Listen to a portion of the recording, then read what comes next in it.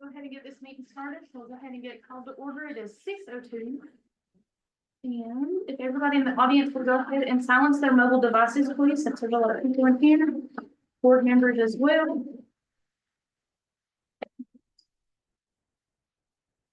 Alan, would you lead us in our invocation tonight? Glad to. Dear Lord, thank you so very much for all of your many blessings. Lord, I just praise you for who you are, Lord, and how you help in time of need. Lord, I just continue to pray for help for our county. We're in time of need, and Lord, our folks in our county our business owners are looking to get back on their feet. We still have folks without power, Lord. Lord, we got folks that are just in need, and Lord, folks that are lonely, folks that have mental stuff going on, Lord, with all the craziness that we've been in. I think all of us got a little bit of that, Lord. I just ask in Jesus' name that your healing power and your love and your grace just cover us all. Lord, I pray you be this county. Lord, I pray we do it in a manner pleasing to you, and Lord, that we make good decisions. In Jesus' name, amen. Amen.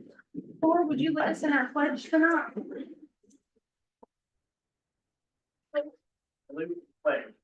I pledge allegiance to the flag of the United States of America, to the republic which stands one nation under God, indivisible, with liberty and justice for all.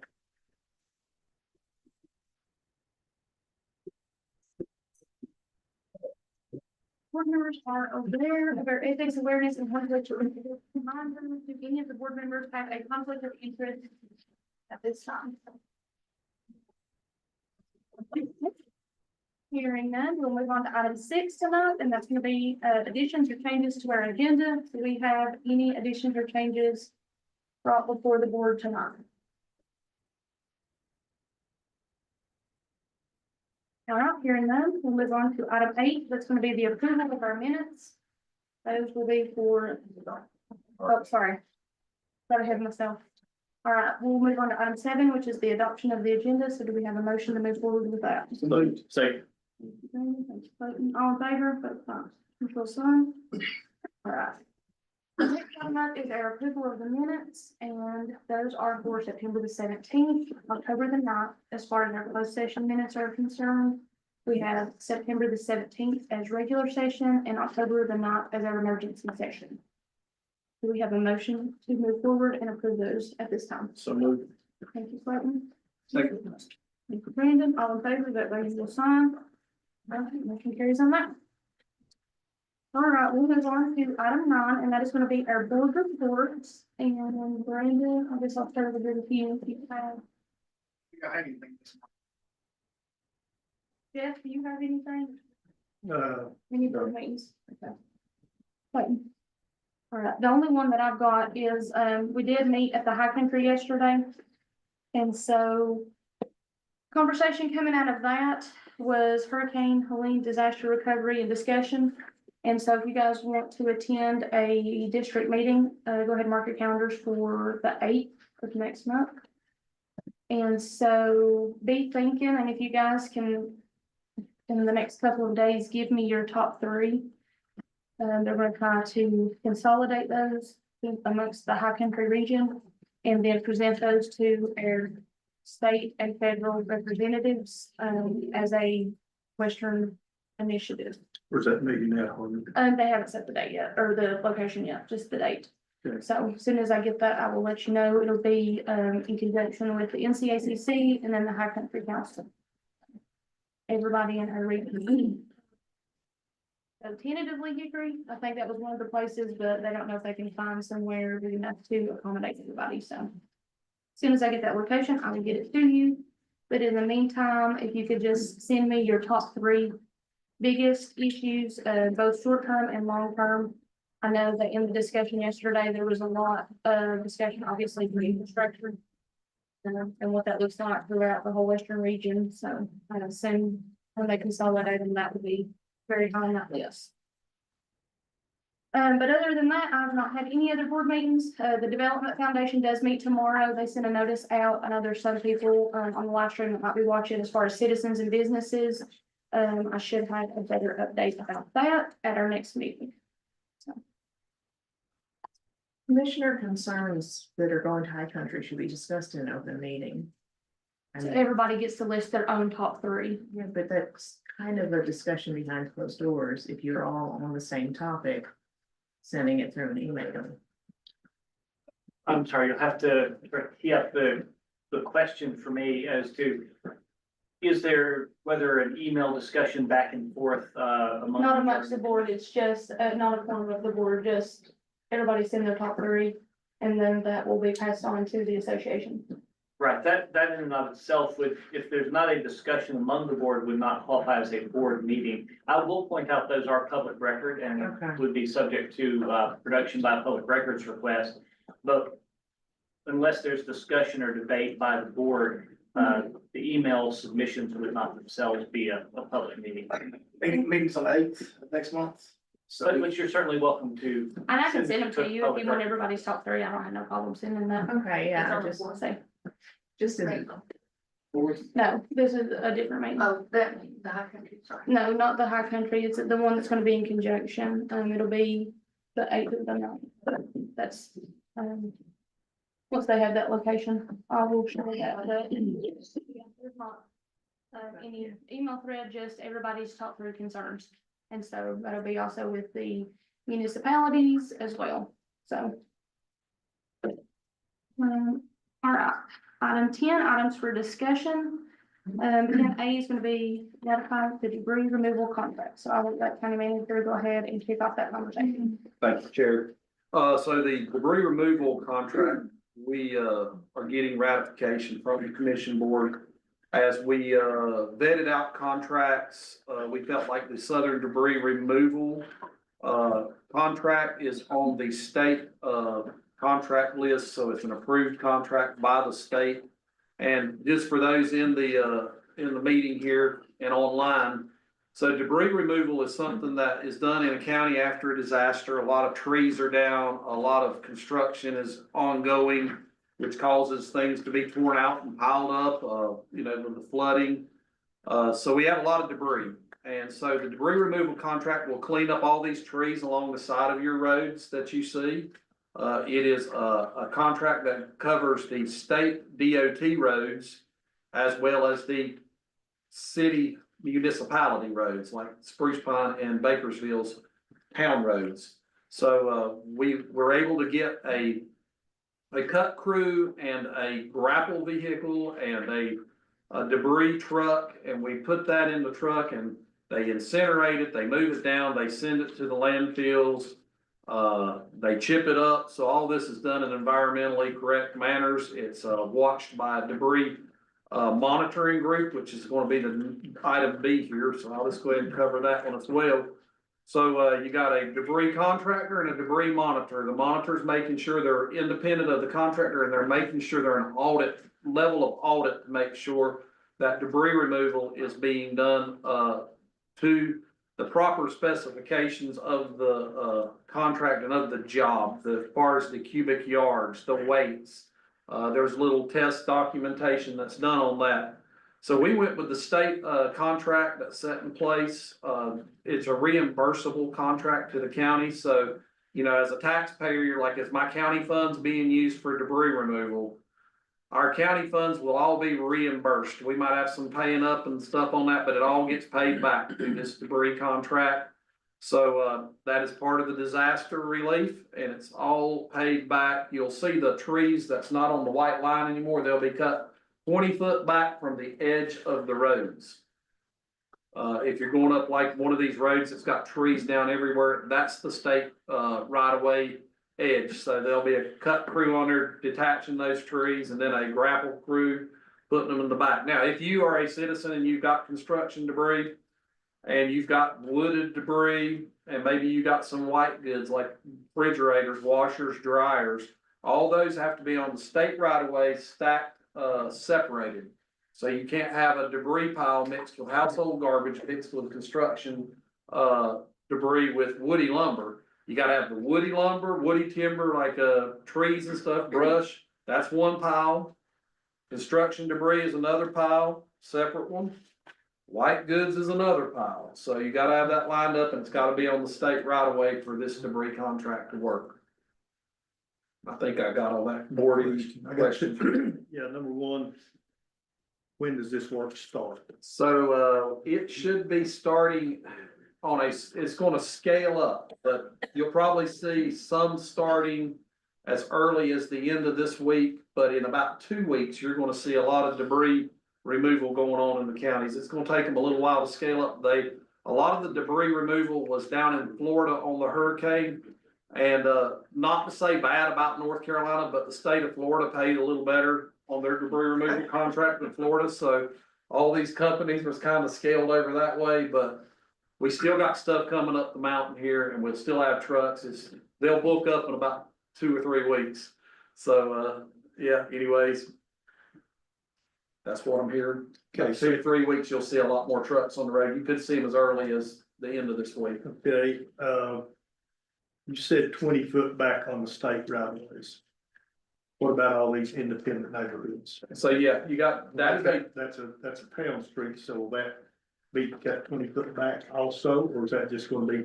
that's gonna be, if there's a tree and it's the edge, we'll have to make sure the town don't have anything, so the debris companies will be really good about trying. I talked to one of the debris folks today, and they're gonna be really kind of aware, if they see that, there's a big steep bank up there and they're cutting 10 foot up on there to get it cleared, they're gonna make it where a fire truck can get up there. They're making where emergency management can get through there. When it's on the state road, they're gonna run that 20 foot. When they're on the, road that's a, town road, they're probably gonna be checking those ordinances and seeing and making sure there's they're not jumping on to anything, but they're still doing the town roads. Okay, But there could be a different ordinance in place on how the footage is. Just to clarify, this is only gonna be state roads and town roads they'll pick up. So if it's a private driveway or a subdivision road, they don't pick up on that because that's private property. So Yes. all that stuff has to be set on the state right of way. And for folks concerned about private property rights, if you don't want them cutting that far up, folks can cut it themselves and take care of it, but they will cut whatever the right of way is. So usually that's top of the bank, but they won't go beyond 20 feet. okay, and then you had mentioned that, let's say the trees or the brush, okay?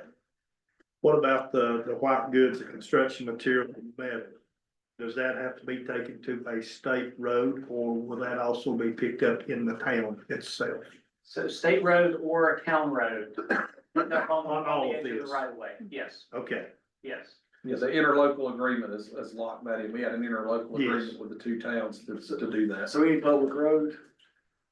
So if I can interject here, I don't, not, you're done with your question. I know there was a situation I know of someone that doesn't have any property like put debris on. So like basically she lives down in like a kind of a culvert and it's straight down. What should folks that don't have any, I guess, available property, or have a really small lot do with that debris? Is there a plan for that, or is that something we need to? That is a good question. I've talked a little bit about that with our debris contractors. And so they got a private road debris removal program that is being looked at as being unlocked on the state level. So I've made a formal request to the state to look at that program where it does allow for debris removal on private roads. That has not been fully unlocked. It's being looked at. We had a meeting and we had some state EM folks come in today. And they said that's being asked by a lot of the counties impacted by the hurricane. These mountain counties are a little differently made up. And they are seeing a need for that. Right now, to answer your question, that person would need to find a state right of way. So if you found a piece of land on a state right of way that you had permission to put it on, you could put it anywhere along the state right of way if you had that permission from the landowner. The other option is they will have debris collection sites, and that person should be able to take it to a debris collection site. That will be open to the public and not vendors. I believe that that's to be the plan. I'll have to double check that, but it's my understanding that the debris collection sites would be an option for folks. Yeah, and on those debris collection sites, there's 4 of those in Mitchell County. but they're not open to the public at this time because the debris monitoring folks are, wanting to make sure that they are, I'd asked about that today, that they are getting everything quantified properly on this debris contract. I foresee them getting at some point, one of them open in the near future, so they'll be working on that, but right now, just to clarify, there aren't any open to the public. Was you able to get a quote from them today? Yes, and Mavis can give you the exact, but I'm gonna throw you a number out there. And Mavis, if you got it in front of you, well, wait a minute, no, that's not it. It's about 17 to 18 million dollars for the debris and about $5 million for the debris monitoring. So you're talking about 22 to 23 million dollars reimbursed, but imagine if you as a county had to pay for that. But yeah, about 22 to 23 million dollar job. So the way this works, if I understand it correctly, we will hire this company. That company will oversee, or what I understand in Avery and Yancey, there's a subcontractor that's under them. Basically, preferably, I think it's the local. And then that individual handle all subcontractors. Go in and fill out applications, and you can fill out an application, be one of the subcontractors.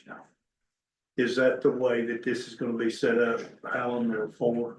Yes, sir. So our contract for monitoring was with Debris Tech, and Debris Tech has indicated they want to hire local folks to work, whether that's as through a subcontractor or directly for Debris Tech, but they will be looking to hire local folks to train them and fill that role. And how do they pay? Is it by cubic yard? Is it by tonnage? Is it by the hour? I think it's almost by the mileage as well. So with the debris monitors, it's an hourly rate, but now with the debris pickup, these are specialized vehicles and specialized trucks.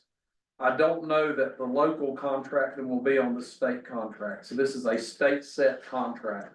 Okay, I don't have that information. I can check with them to see if they're gonna, if there's a local person with a grabber that grabs goods, and maybe there's one that's got a dump truck, they may be right now trying to reach out and set those up. But I didn't ask that specific question, but I will note it and ask it. Our contract has to be with one that has been vetted through competitive bidding, and by using the state contractor, it speeds up the process to get the debris cleaned up and also get that done within the 180-day window that we're looking at trying to do that. okay. And let's say if it is a local or local individuals that are subcontracted to do this. And these are questions been asked to me. How will they get paid? So that would be a contract between them and the Okay, vendor. Southern debris removal, or I Right, so think they would not be contracting directly with the county. Okay. We contract with these specialized companies, and then they subcontract. So we're not a party to those contracts. Did you get clarification on tipping fees? Mavis, how much extra work is this gonna bring to your office? A lot. There's no way to quantify. I mean, it's gonna be a nightmare. Yeah, but I've got a helper, and, we'll get through it. Okay. A lot of paperwork And documentation of everything. and pictures. Yeah. The pictures. Any more discussion? Just to ratify that contract, let you know, y'all's stamp of approval. As I do these contracts, sometimes when you're trying to get stuff moving as county manager, you'll move on a contract because these other counties are moving on it. You want to get your county's debris removed. So this is a ratification of a signed contract by the board to make sure y'all are aware of it and that it's meeting your approval. Have you got any questions? Yeah. All right, if there is no questions, then is there a motion to move forward with the ratification of the debris removal contract? So moved. Jeff, do we have a second? Second. Thank you, Clayton. All in favor? Motion carries. All right, item number 2, do you have any further discussion about the debris monitoring contract that you're gonna do that? Tech is the company and they'll be giving all verification, documentation to the county on that and verify that they're doing debris removal as stated in the original contract on debris removal. Any discussion amongst the board? They're just an auditing firm. Yes, basically. And so it's required, I think, by FEMA to have a debris monitoring company because in the past disasters, people have really cheated and blew up the numbers. So it's a FEMA requirement to have that debris monitoring going on. So And I'm assuming they go through the competitive bidding process as well. it's on that state. Yeah, they went through a state contract, and if we don't have a debris monitoring contract in place, then FEMA will not reimburse us for the debris collection. So, All right, do we have a second? Second. Thank you. All in favor, vote by usual sign. Motion carries. All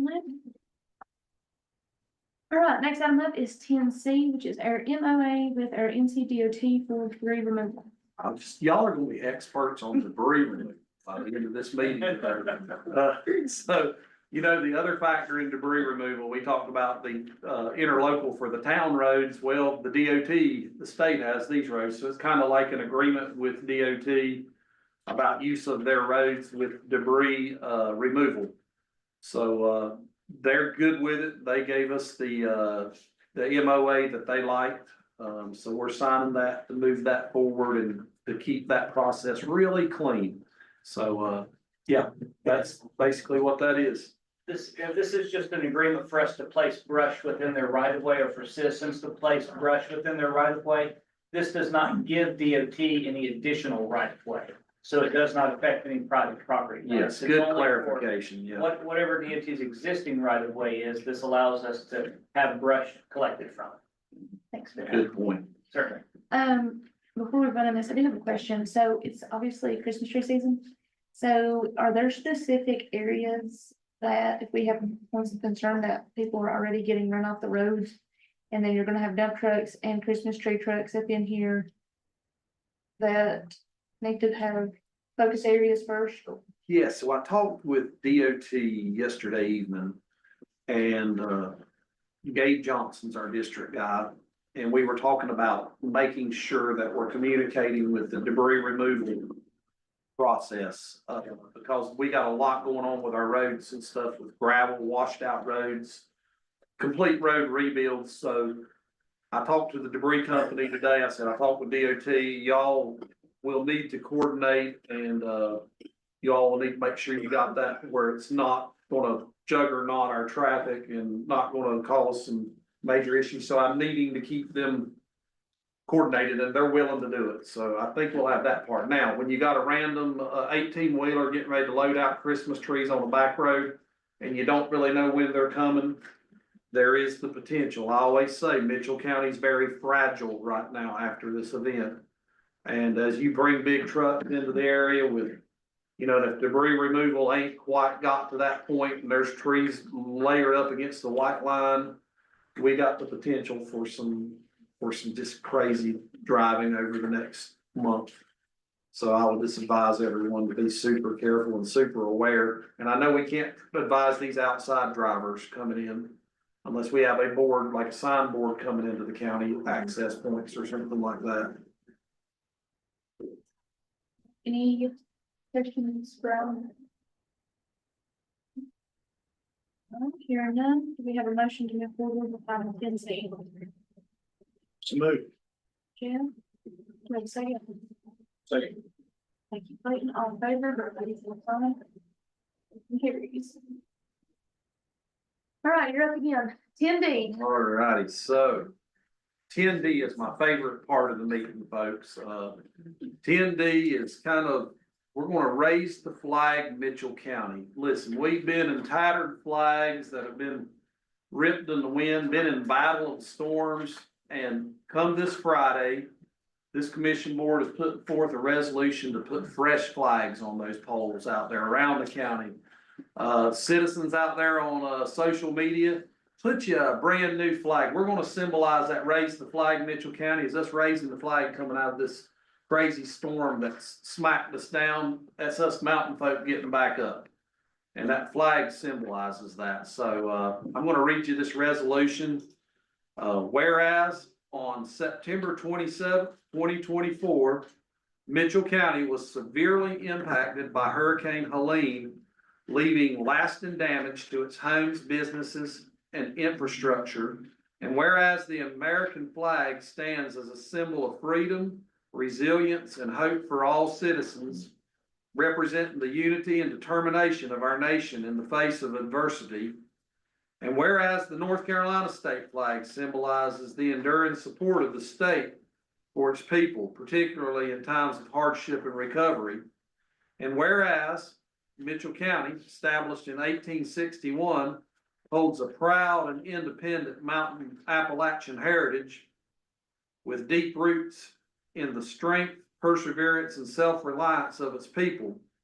And whereas the residents of Mitchell County are committed to rebuilding and restoring their community, drawing upon the legacy of the region's rugged spirit and solidarity, now therefore be it resolved that Mitchell County hereby declares Friday, October 25th, 2024, the 1 month anniversary of Helene as Raise the Flag Mitchell County Day. Be it further resolved that on this day, citizens of Mitchell County are encouraged to replace tattered and torn American and North Carolina flags with new ones, symbolizing our commitment to recovery, renewal, and the strength of our community. Be it finally resolved that this act of raising fresh flags will stand as a beacon of hope and unity, reflecting our shared resolve to rebuild, restore, and move forward together as Mitchell County rises once again stronger than before.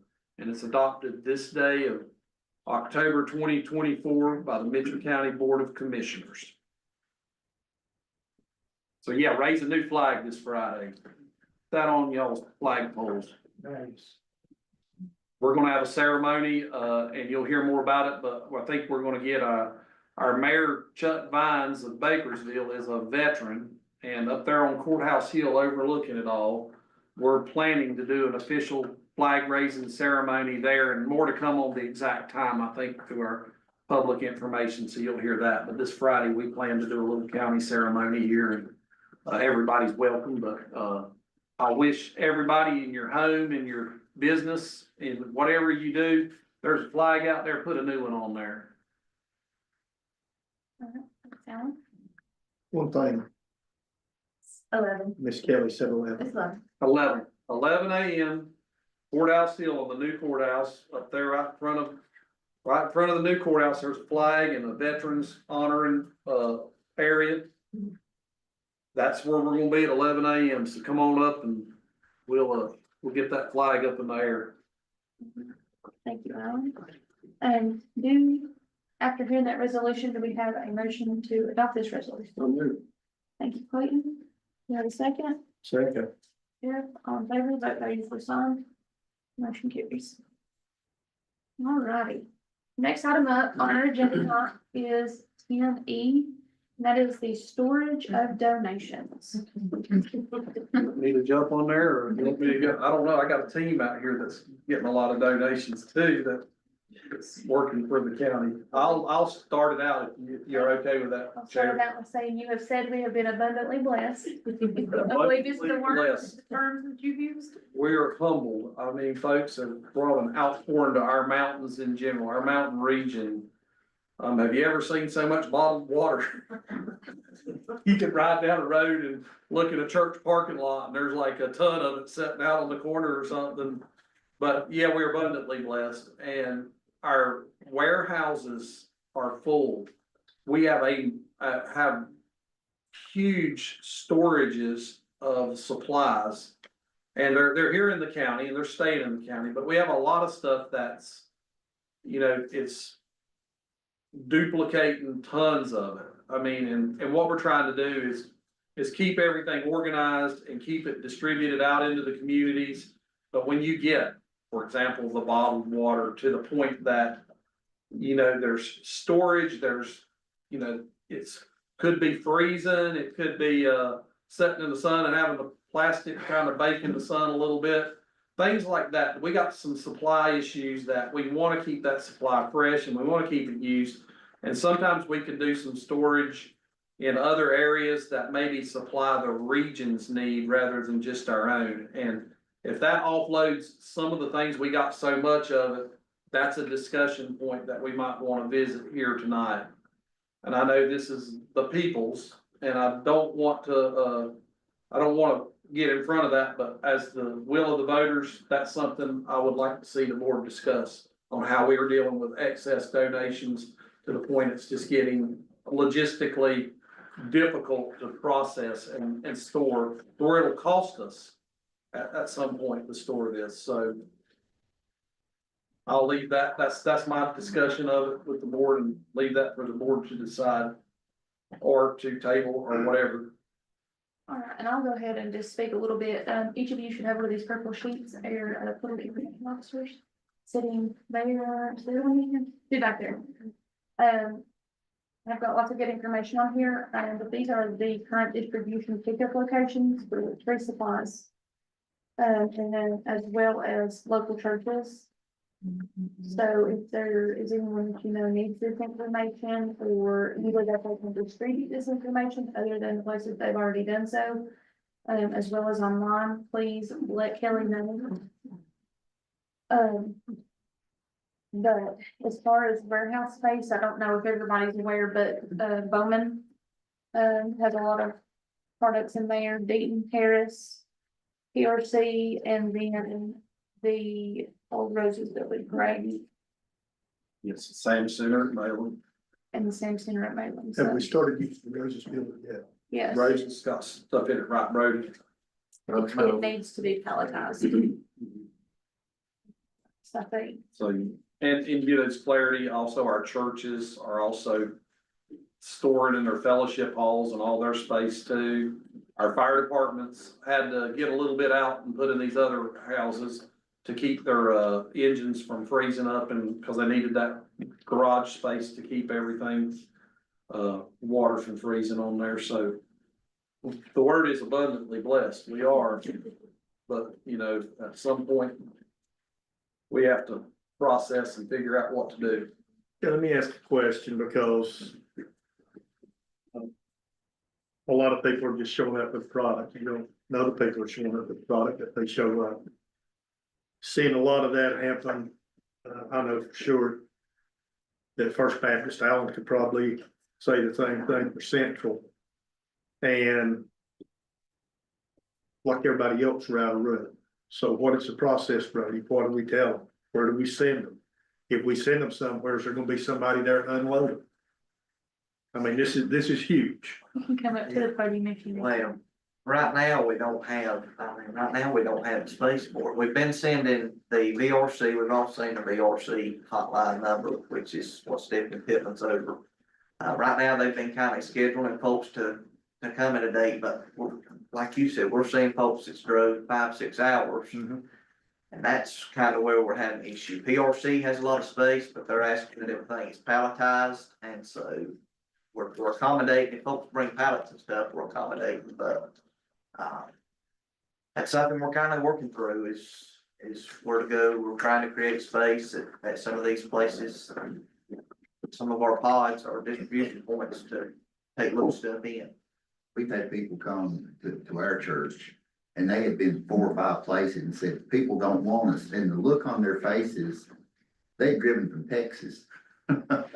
You know, I'm not gonna turn them away. I mean, you know, their mission is just as great for them to help us as it does us being helped a lot Yeah, of you're times. I think, And so we just took it, you know, and like you say, now that we have this, you know, when the next disaster arrives, do we help furnish them with things that they need in another area of the country or whatever? But, you know, I think we need to, my personal opinion is share this with people in need in our own community and surrounding communities and whoever needs it, I mean, that are in need. And it'll arise pretty quick. It's gonna happen again. It won't be too long. well, Or did you have something to say?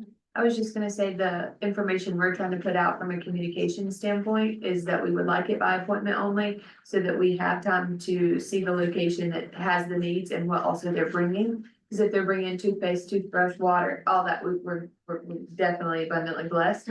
And so the problem with the communication is that we're putting it out there and the locals see that, but I can't guarantee the person from Ohio and Texas is going to see that you need to have an appointment. And that's the problem that we're facing, most folks.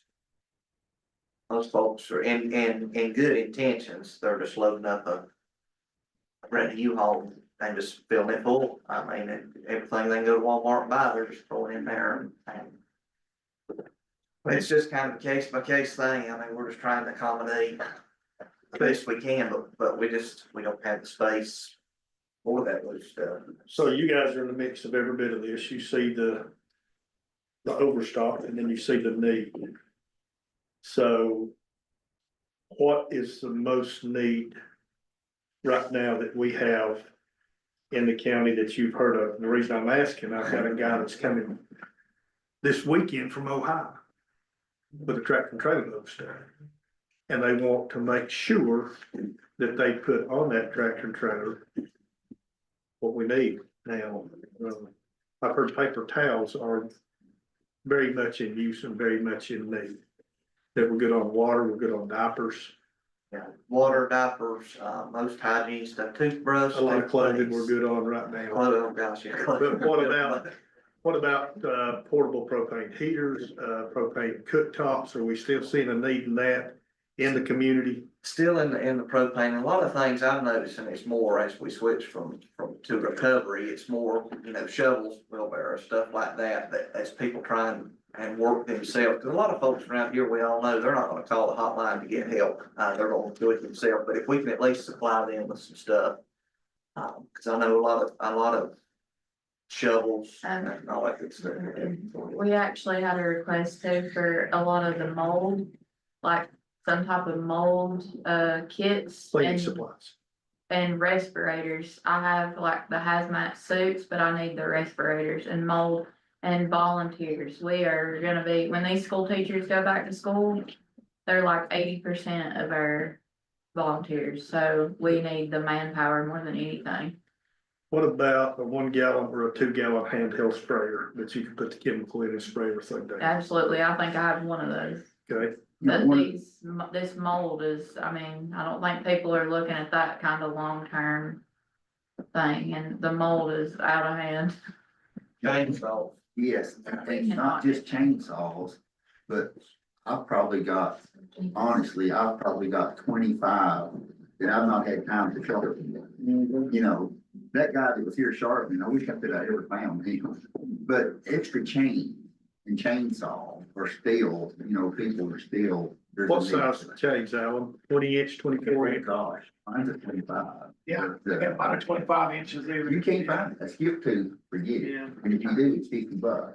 But, and those things for the bigger saws, the companies and all, they use the bigger saws, but for the general homeowner, you can't find a 25-inch, 20-inch, 18-inch, the little saws that people are sending are great and they're fun to trim with, but I cut a tree out of his yard and I cut with my 25-inch saw from both sides and didn't get through it. Alan, could you change, I know it'd be ideal to have a 25-inch bar, but I guess you could change to a 20-inch bar and if you needed to. Yeah, you could. Yeah, you could. You can find a bar. Yeah, that's the hardest thing I'm I got having my trouble 25 getting is like chainsaws, like, I can get, Chainsaws, chains, and bars. and barn, like sharpeners. Now, oil and chainsaw, bar oil and We've got regular plenty of oil, that. there's tons of that. Yeah, we've got plenty of For that. files and sharpeners. Okay, do you have chains. plenty of the 50-to-1 mix? It's already mixed. So you don't have to, so you're good on that. I would say too, I wouldn't say haul on the 1 pound propane, some things that last 12 hours. Yeah, even if you run a propane, one of those propane heaters on high with one of those 1 pound cylinders, it only lasts 2 hours, so. It's small. I mean, if you think about somebody without power on one of those, that's nothing. And we had been running low on that for a while, so I mean, we had been rationing four to a family for a while, but we're slowly starting to get some of them in, but you'll have like 40 of them and then you have none, and then you got 40 of them, and you know, they go pretty quick, so it's one of those things. And These the 20 100-pound pound cylinders, go quick. 1 also. pound and 20 no pound. 100-pound. Oh, we've never seen 100 pound, but that'd be great. Too big. You know, for these big generators, these, 13,000 and all that, 100 pound would be wonderful. I have plenty of the hoses with the regulators. Extenders. Yeah, I just don't have the tank, a lot of the tanks. Good. All right, and 4, I'm gonna ask a legal question. This has been brought up to me. There are concerns with our distribution centers that if FEMA so chooses, they can come in and take that distribution center over and take that product out of the distribution center. I'm not I've heard aware. that churches cannot, that will not affect churches, but there's a lot of concerns in this community. So Jeff, I'm gonna introduce you to FEMA Josh. He's in there. Hey, FEMA Josh. He's in the green shirt. Hey, how you doing? I'm Josh Green. I'm the FEMA liaison officer for District County. Happy to answer your questions, yeah. Okay, I just asked that. There are no programs for FEMA to take over or commandeer or have really much interaction with any of the state-led or county-led donation centers. Okay. We have what's called VALs, volunteer liaisons that work with the counties and the local entities. But there are no programs that handle that type of conversation.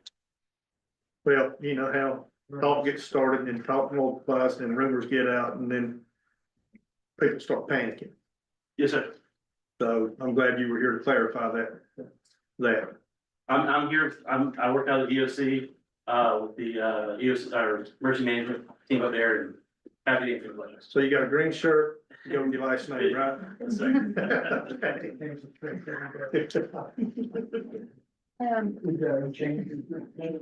He's been very helpful with answering all of the questions in reference to FEMA.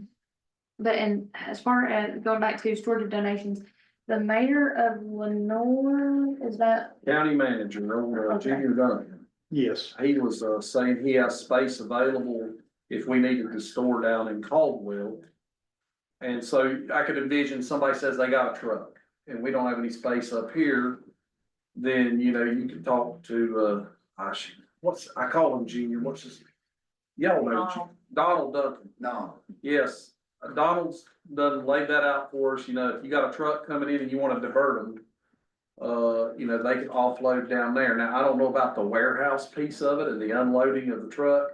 And you're so far from our place, that's a little difficulty when you do need it to have to haul it up, cause we gotta have our truck fleet to get it up here. So we've been trying to stay on the mountain, but let's say you have everything we got's maxed out.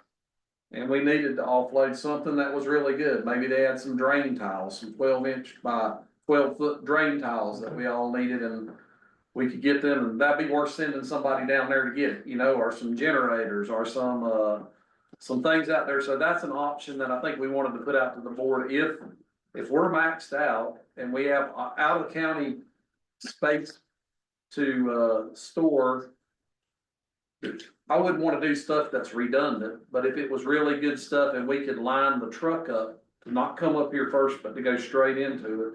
So do you mean, for instance, like, this is just a guess, somebody say yes or no, but if we have like 12 pallets of toothbrush and toothpaste, that we could send 4 there. You could and keep store them some and down then there, yeah. Bring them when we need them. So is that something he's offering us, or is this the state? Cause I know there's been talk of this state for the western region No, of states. so So for the this, state, that was going to be located in State. Statesville. Yeah. So this is just kind of like our region, if we have anything extra that we want to move over there. Yeah. Like I said, I feel confident there's probably like 12 pallets of toothbrushes and toothpaste in the county. If we wanted to keep 3 of those and share the other 4, that way we'd open up space for more like food and necessary items. but this one in Caldwell County, he's offering for Mitchell County. Yes. And I think he's offering Avery, Avery probably needs some toothbrushes. I just had to say, I love my Avery folks. I was just a little fun, but yeah, that's what he's offering, and he might have a couple counties coming, he might have Avery, and he, you know, might have, I think Catawba, I think Catawba said, we got stuff in there, you can have it, we got so much, is what I was hearing, I don't know how true that is, but that's a big supplier, if we needed to divert, I'd want, if I'm taking it off the mountain, I'd want the commissioners to be aware of it and be aware that we're storing off the mountain. And we would be able to pick and choose what items were palletized. Yeah, and if we wanted to take some and store it down there to open up better stuff on our own top of the mountain area. So if that's something that we know that we're gonna be able, that was a concern, I think, that I'd had several other people losing stuff in the long term, but if we know we can get that, we could also look at. I learned very early into this, you don't wanna move stuff more than you have to, but we could look at taking some stuff down there, water and toothbrushes.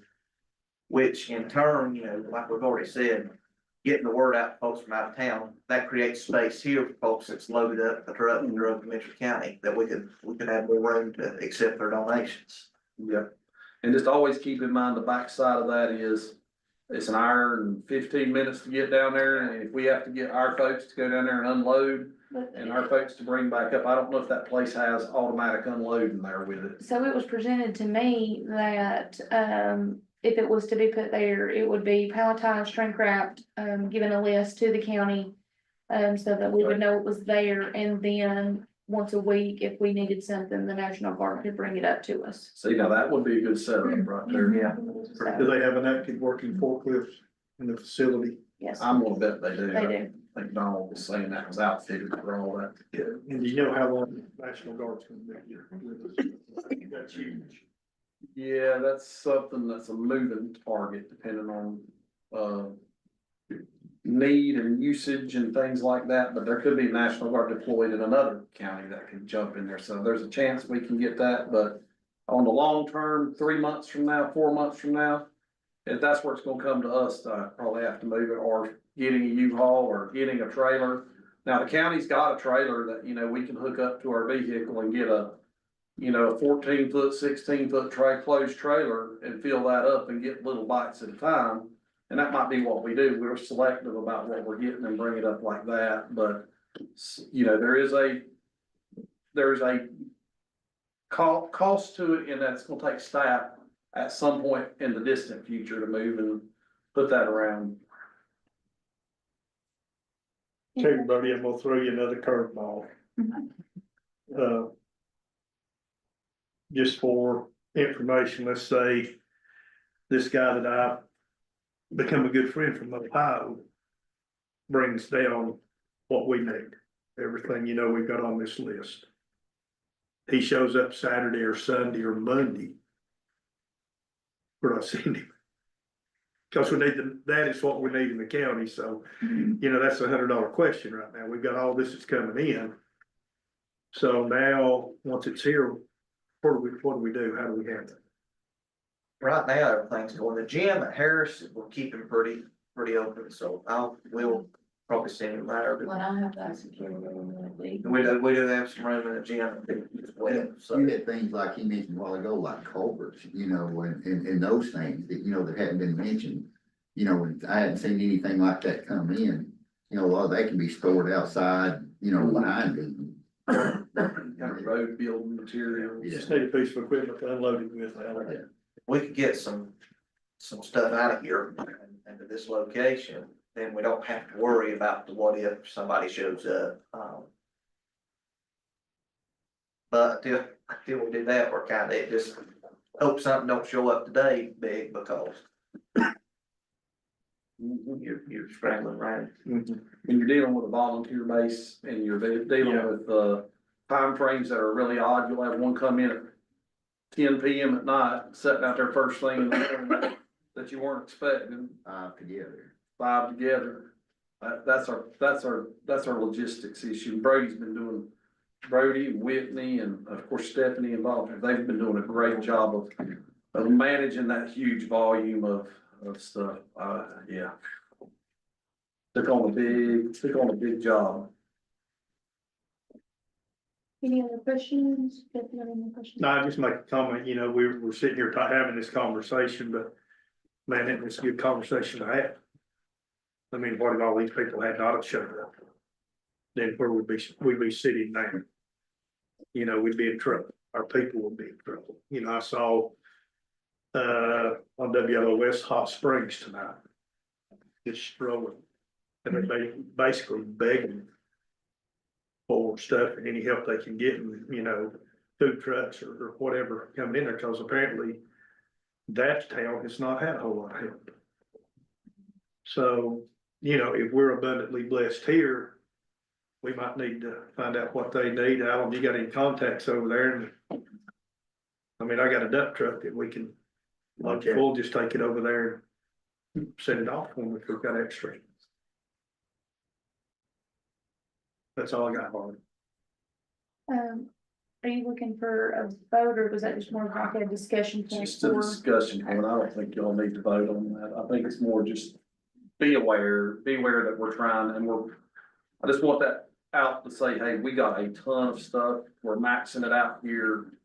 And know our line of thought. If there's any kind of moving something to make room for something better and moving stuff around, that's logistical, and we do take it real serious. All of us do, trying to make sure our county's equipped to have the stuff they need. And so it's not about, it's more of on your radar is what I use that term. Have it on your radar. And if there is anybody out in the audience or on the live stream that wants to volunteer, there is a number. It is 828-660-0818, or you can shoot an email to volunteermitchell@gmail.com. And that is for people that want to volunteer or people that need volunteers to help assist with their property. They're doing a really good job about matching those people up, so. And you may update a little bit more about it in your manager's report, but we just kind of. All right, our next item up is going to be 10F, and that is the deed of Bowman Middle School. Yeah, I'm happy to, or Mr. Cook can, whichever. I'll defer that to the county attorney and the legal mind. So, Madam Chair, as you're aware, the agreement with the school system is that upon the occupancy of the new school, that the school system will deed over Bowman to us. I've prepared, and I believe you have in your packet, a draft of a deed from the school back to the county. The school does get to keep the bus garage in that area, and I believe there's a plat that was included with that. I have sent those to Mr. Henning, who's the attorney for the school system. I'm mindful his office is in Asheville, and I have not heard back from him as of today regarding that deed. But that's something that I've asked him to place on the school system's radar, so that they can take that up and formally vote to convey that at their next appropriate meeting.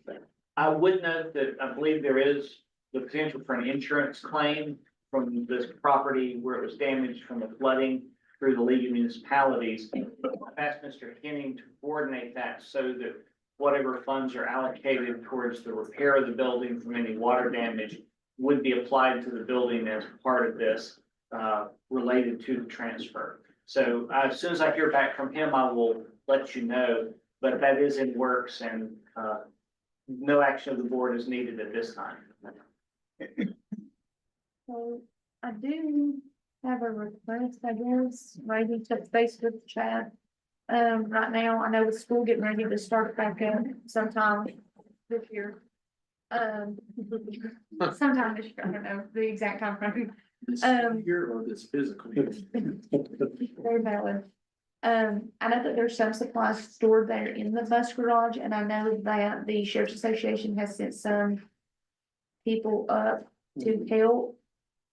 So we just need to have like a tentative timeline that, they need to not be there, because I imagine that the buses will need to be worked on, so you could just get point of clarification on that.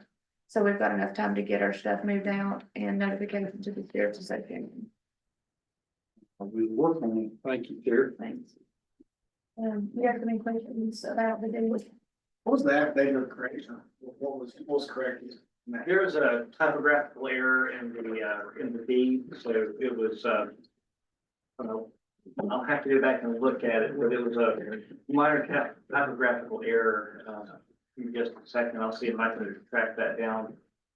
That referred to, it omitted the land exchange agreement, that's Exhibit A. That was not reported along with the deed, so the correction has that agreement. Thank you. Yes, sir. All right, so you didn't know vote, well, we need to vote on that at our next meeting, or? Not necessarily, once the school system votes on that and if it needs their approval, we can just report back to you under the manager's report that the property's been conveyed to the county. At that point, then I suspect there'll be a further discussion over future plans and work related to the building. Well, John can get that to us. We have a meeting Thursday. That was my next question. I thought one of you in this room could answer that. Yes, it should be waiting in his inbox for his review. I'm not sure if his office suffered damage in the flooding. I know they've had some extensive troubles down in Asheville, so I've not heard back from him yet. All right, any questions before we move forward? I think he's got us covered good on there. Next item up is going to be 10G, and that is going to be our mental medics third nighttime truck discussion. And at this time, I'll invite Craig, or probably Craig, you can come up first. Wait, both of you. Invite both of you up to the podium. Pass it on. Can you have one?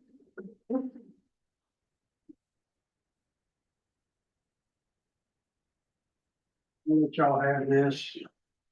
Take them down, pass it around. 99 bottles. Just so you know, I know y'all can all read right there, but I was to come back to basically give a cost analysis and benefit of adding the third unit to the full 24-hour shift instead of just a day truck. So all of this information on there is basically what we've been talking about and planning for. But I guess at the top, we'll start with recovery. I know this would definitely, in the coming months of constant change in recovery, that this would certainly help us to stay ahead of any task. But if you read down, I was asked to bring back, our proposal. So obviously the benefit, the result would be the third 24-hour ALS unit with the capability of making hospital transfers of red, orange, and yellow 24/7, and all hospital discharges back to the greens and the Mitchell House when they open back up 24/7. And so we feel like this would accomplish the goal of clearing the ER during peak nighttime hours and be able to serve our citizens in a more impactful manner 24 hours a day. So the cost, if you look down at the bottom at the staffing, that's the cost. Pretty much. The truck is sitting there equipped, whether it runs or not. So that's pretty much stays the same. The only difference is we would certainly probably be using more equipment and supplies if that truck is running at night. But we've come up with 270,000 that would be needed in order to fund this enhanced range of services. Y'all can read that. I'm not gonna keep on this. Would this be a two paramedic truck or a paramedic EMT advance? So I would ask the board to let us have it as a medic advanced EMT truck. Simply because the likelihood of me finding 4 paramedics is almost nilch. So it's just, I've got a plan for that. If you'll look down under the staffing, I'll go ahead and kind of look at that if you don't mind. I could fill the staff with paramedics tonight if we didn't care what kind of paramedics we had.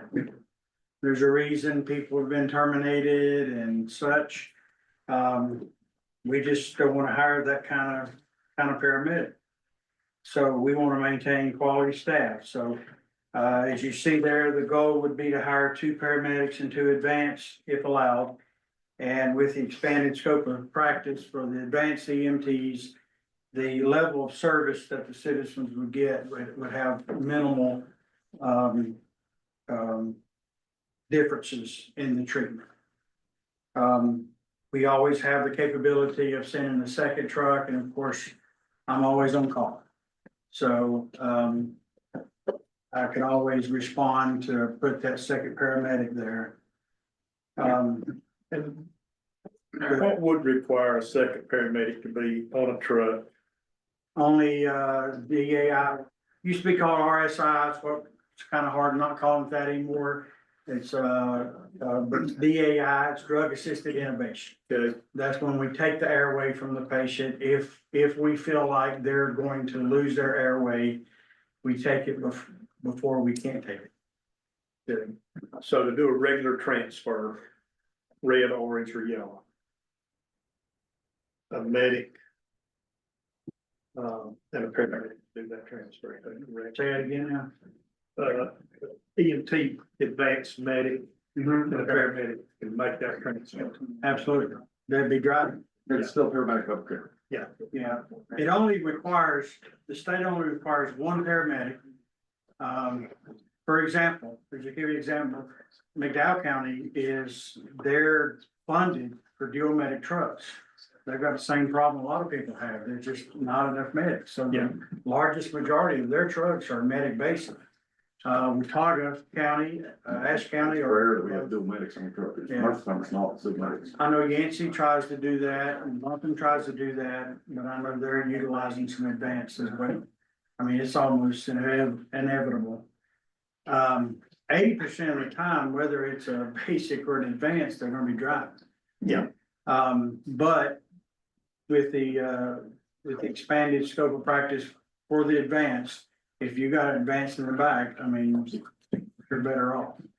I would only ask that the board would consider letting us create this pipeline of local paramedics. I would like to have a goal of at least the county touching us to hire them. I would hope you would. Yeah, I mean, but, most of them are either, they're already working somewhere. And so, You gotta get them in there early, get them, when they're basically advanced to go. Keep them bored when they come here. It's tough, not, that's. that's what a lot of counties are doing there. They're bringing them in at basic. We've got numerous, first responders in our county that's going through the basic class right now. And I've already talked to some of them, what their inches are, and they're going right on the medic class. So if we could snatch a hold of some of them, that's creating a local thing, but that's as far as staffing, that's what, the ask right now is, 2 medics and 2 advanced. And, sometimes that'll be able to be done with, some of our part-time medics, but those are getting to be few and far between as well. I would like the flexibility to hire, especially from first responders here in the county that want to become paramedics and work for us.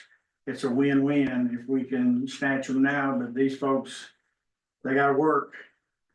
And we can bring them on as a basic in the mid-40s.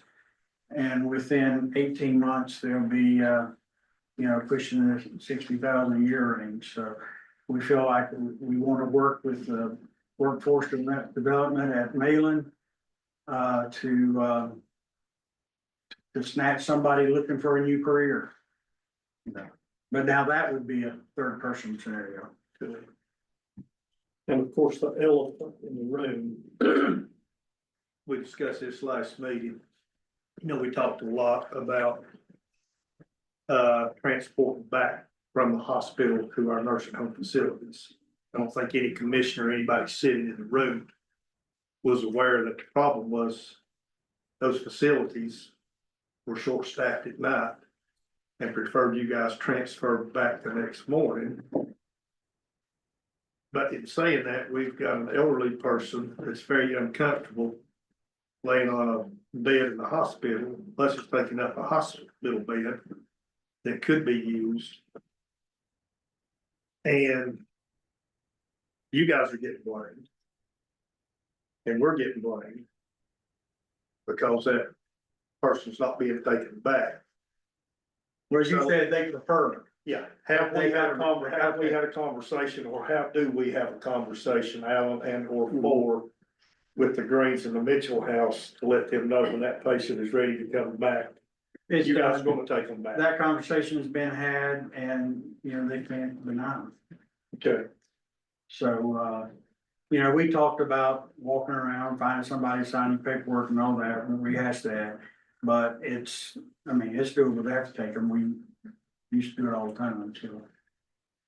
It'd be aggravating, but if they can get more accustomed to it, then that'll be better. so when that situation arises, if we add a third truck, then we're not gonna have that problem anymore. Is that what I'm hearing? Exactly. Okay.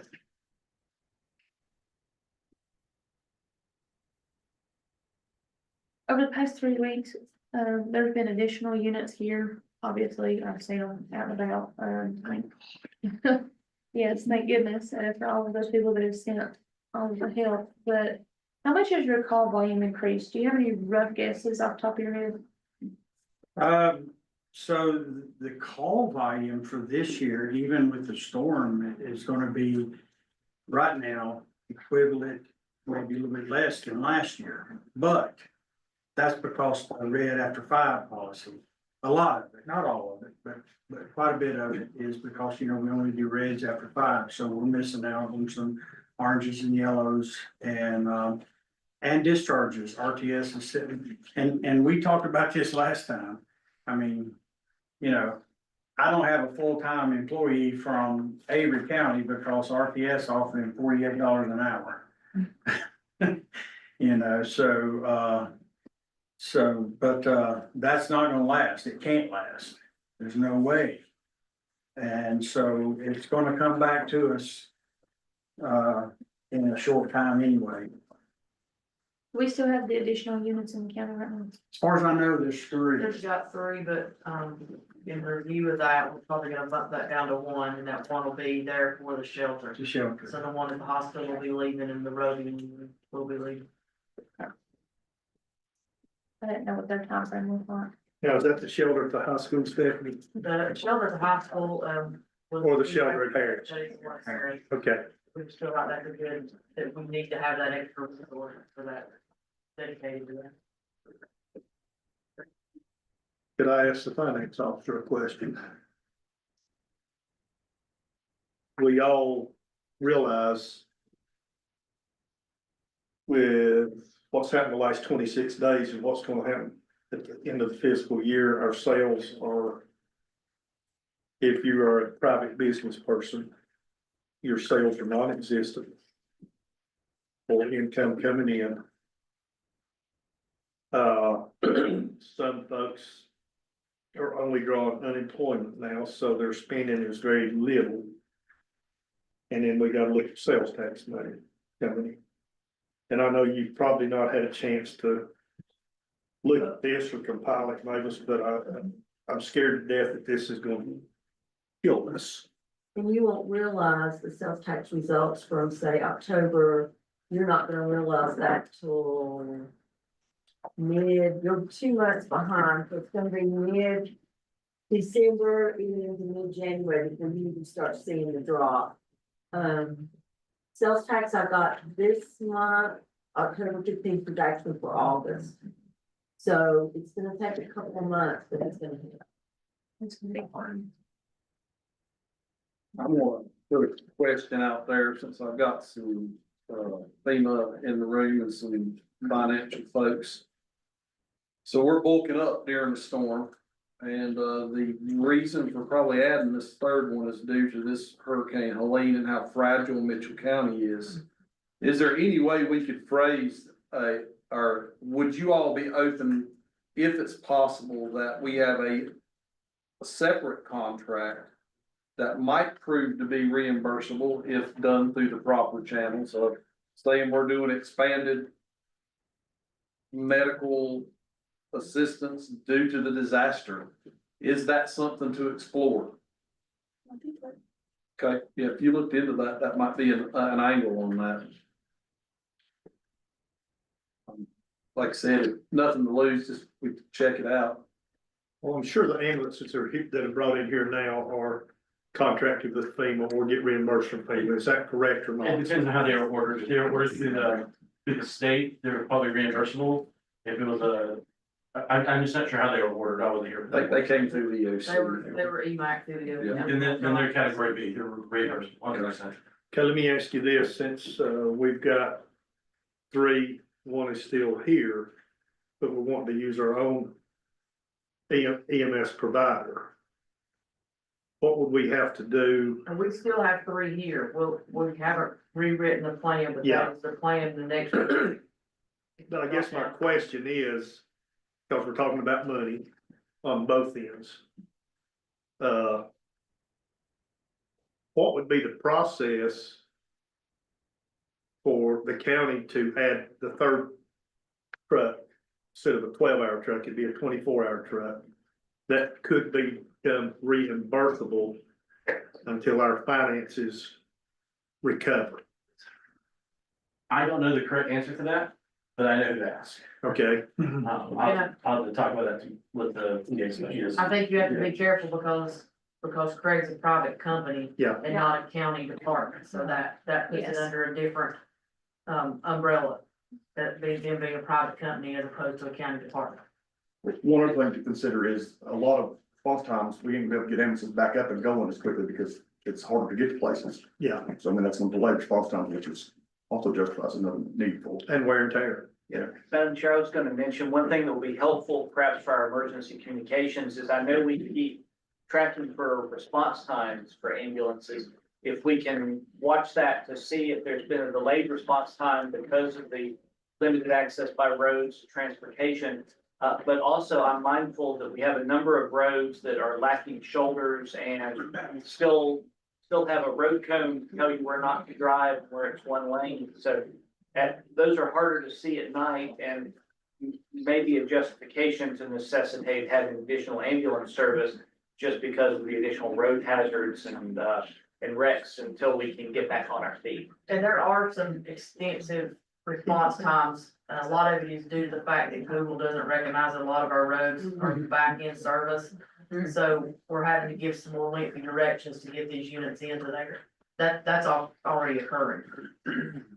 Mr. Hart, I would point out this is probably a temporary thing until we can get our roads and until we can get our response times back in line. So if there's gonna be a reimbursement component for this, it would probably have to be under the emergency contract type thing. So it's not something that could be added as a permanent thing that's gonna be paid for, so. No, I was just looking on, since Alan brought that up as a, you know, it's obvious we need the third truck we talked about. Yeah, it's something we've been talking about for quite a while. And then,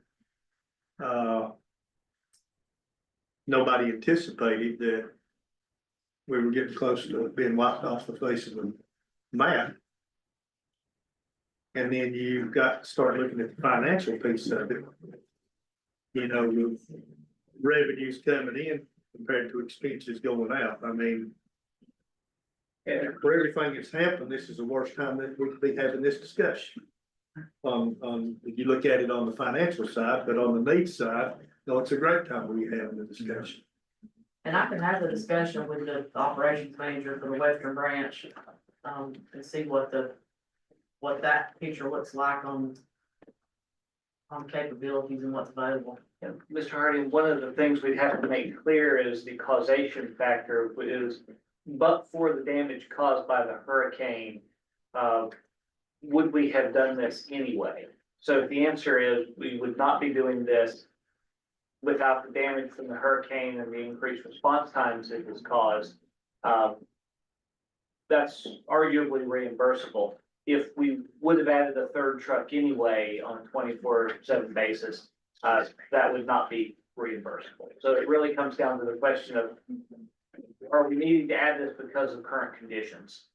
And as to what is a reimbursable component.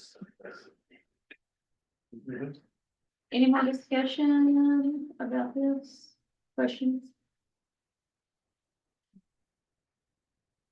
Well, Mr. I'm not Chairperson? comfortable, I was gonna say, I'm not comfortable voting on this tonight just because of all of the questions that have sparked. Yeah, So I'm gonna make a motion to table, for 2 weeks until our next meeting. So, there's a motion on the and it's floor. second. Thank you. Thank you guys for. Yes. And this is nothing personal. You know, We're gonna bet out Here- that reimbursement option to see it. yeah, we got that information and Mavis, I know it's impossible for you to start looking at projected numbers that you're not gonna see for 2 months, but then all of your wisdom that you've given us over the years to try to throw a And we'll have a better idea on the next meeting, we already have on the agenda, if our time allows, we will definitely do a budget amendment for the first quarter of the year, so we'll know what we're looking like, we'll look at our revenues. You also have to think about, unfortunately, when you look at that, you've got to also be thinking about your property tax collections, your Mhm. vehicle tax collections.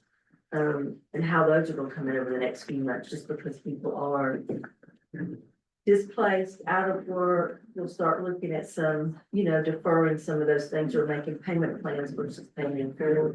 There are a lot of things to look at, but we will be doing a budget amendment, at your next meeting, because we need to clean up the first quarter as usual, and, I'll try to see if there's any trends out there, but it's a little early to be seeing a whole lot yet. Yeah, and one thing, since you brought that up, we need to have a discussion next meeting or information about property taxes. Mhm. I think Blair's gonna- because your property, well, I'll say for Harding's Landscape and Maintenance, it's not worth the money that it was worth 26 days ago. It might be, it's worth zero money. So the next 3 months, my property's gone. I think he was looking at, asking the state some questions on if that could be like prorated or what that looks like. Cause I think it's a lot of unknowns for him as well. But, so back to item 10G, we have a motion and a second, and we do need a vote, so all in favor. Motion carries. Sorry. No, I think that- around. Yeah, it was a Yes. motion table. I'm just making sure. Yes, you voted correct to table this. All right, our next item up is going to be, items for discussion, H, it is opioid counseling in schools. And so, I don't think Christie's here today, but, do you want to? I'll Kick it start off. with talking on there. I've talked to a commissioner and the discussion was, we've had our children out of school for going on a month now. They are in a stance of seeing a disaster before their eyes. And, there's gonna be a lot of need for counseling. Now, we talked about H being opioid counseling in schools. And so there's a lot of key factors that contribute to opioid addiction that are kind of markers that the opioid program and the opioid funding we got on Schedule A says that we can run a counselor in the schools to start catching those key markers. And so a discussion point is, and granted, we're flooded in paperwork now, and this is a big, heavy paperwork lift. But if the board was to go with the Schedule A and the counseling option in schools that we visited back about 2 or 3 meetings ago, it might be one worth turning loose and turning on into the schools, because we are seeing that with our children, and we're seeing that you know, there's coming out of this. There's a lot of new factors now that will push a kid in that direction towards potential opioid use. And part of that opioid study was trying to look at those factors in youth and bring it, and approved use was bringing counseling in schools and technicians to assist with counseling. And Christie would be a little more detailed in it. So granted, it's not a counselor for all children. It's a counselor for those that are hitting a lot of the marking points that may have addiction. Maybe they have a parent that's an offender that had an addiction. They have some habits that are on that list that show it straight lining towards that. That's a discussion point, and it might be if the board did put it in a motion that they'd give us a little bit of time factor to get that initiated because of everything, because it is a lot to get that opioid launched out properly with the Department of Justice audit that lays on it. But that would be something for your discussion first and foremost, because that's a board vote. We just wanted to throw it out there to see if that's one that we need to start exploring in depth.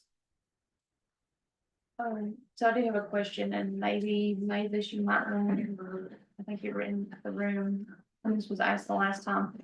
But if we decided to go with like a opioid counselor or a licensed clinical social worker, that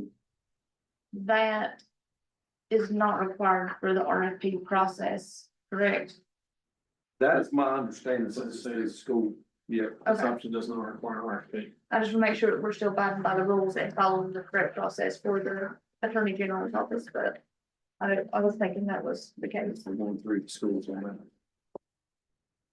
We'll go ahead and open this up for discussion at this time. Anybody have any questions, concerns, yays, nays? Questions? You know, we've got a certain amount of money, and it's not a lot of money in the big picture. I guess the first question would be, what kind of cost are we looking at? And we've got two representatives from the school system here that are gonna be very knowledgeable. And I think Christie might have that. Okay, I think but I think it was, whatever number Beth gave her was then, benefits and all of that. I think it Okay. changed a little bit. well, on your needs, Alan, retired principal, now board member, Ms. Atkins in the midst of the storm. What do you guys see the need is in your system, number one? And number two, I don't think we can afford this by ourselves with the opioid money that we've been given. I think we would need help from the education side on y'all's end too. But do we need tell us what we need. We'll let Angela speak first because she's with our kids every day. And she's, like you said, she's right in the midst of it. So as far as needs for our students, the American Association of School Counselors recommends one school counselor for 250 students.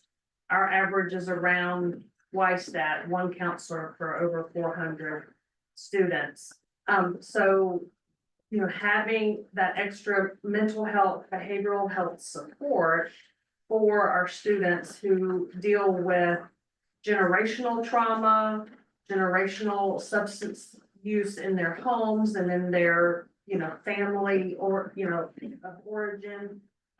Just offering some resilient skills and some skills to these students so that they can have good coping mechanisms and be able to function in a healthy environment and just show them other ways to be able to cope.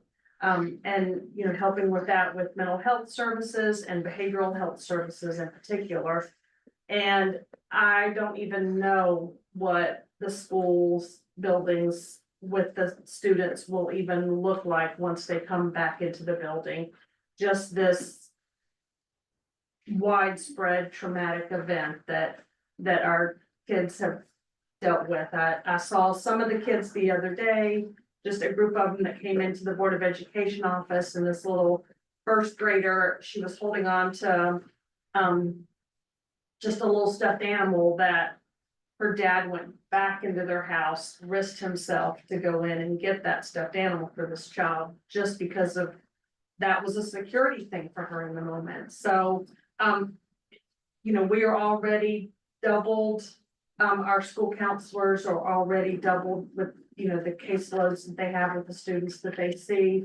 And then, I mean, that's just gonna really be a huge volume of needs for our students once we go back into the buildings.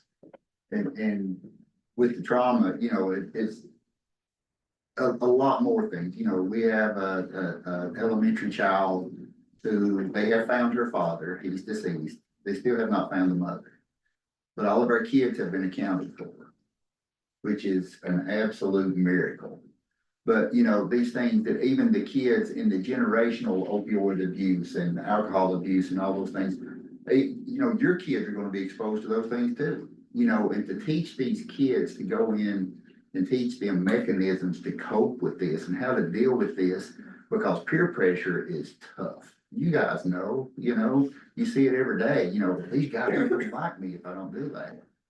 You know, and, you know, one of the things that we have really wanted for a long time is licensed clinical social workers, instead of, you know how hard it is to go out and find a counselor. Like I told you at one meeting, we had a kid, we scheduled with a local group and, to take her there. We took her there and we got there and they said, oh, we don't have anyone to do youth. We scheduled the appointment. It didn't happen.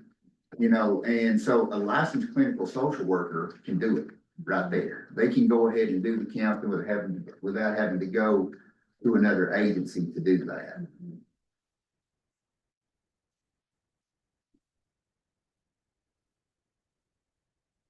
Any questions?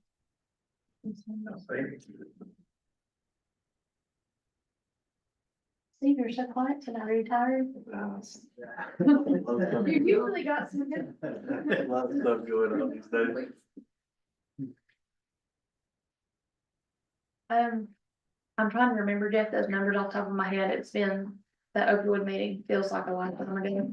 I think what they need to do is, if that's the specific, excuse me, I got a little.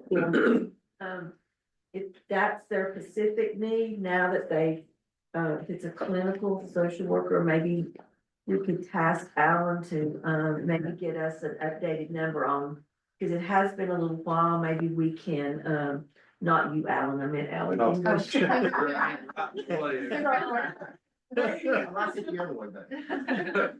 Alan. You know, since they're gonna have a board meeting next week, maybe they could quantify that number to see what it looks like, because we put in the request to the state and all those two agencies we have to go through, and I'm sorry, my mind's not on that right now, it's on other things, but maybe we need to quantify that number, get an exact number. So if the board chose to do that, if their next meeting, this is just an idea, then we could start the paperwork and get that process going. Because I can't remember, was it about 60 days to get that process from start to finish to get it approved, if I remember correctly? So, I mean, we might can fast track it a little bit if we tie. I think that. The assess, with school opening back up and the need being more intimate than it probably was earlier, we could, I don't know what our choices are, but we need to start the process. And to start the process, I think they need to identify the position and the cost. You guys put it down before our next meeting. It's already there. Our Alan, can I ask you or, yes, either Glenda to reach out to Dusty Bolson to buy and see, if I could assist in that, maybe we can pull down some matching dollars there. I'm not really sure if there's anything they could do, but I wouldn't want to proceed without checking with them first. They may have some avenues for us that we don't know about. Can we still use them even though the state has decided to go a different direction? They just, the only thing the state, you know, moved away from by is purview. was the like the foster care population, like a state ran fund. So there's, yeah, so there's still, probably still our mental health substance abuse, ID pay for this region, this county, and 35 others, so. Okay. Just the foster care population. So they're still managing our Taylor plan, so.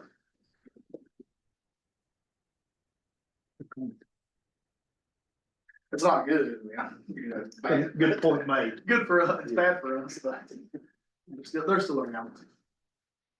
Any other questions, concerns? I just guess we need to quantify some more numbers on that like we've been doing tonight, and we'll probably be able to maybe. Put it on I would try to, let's see if we can get that and get it on the November 4th. Maybe ask Deidre to hold a place for that. If we can pull that together, I know it's short amount of time, but,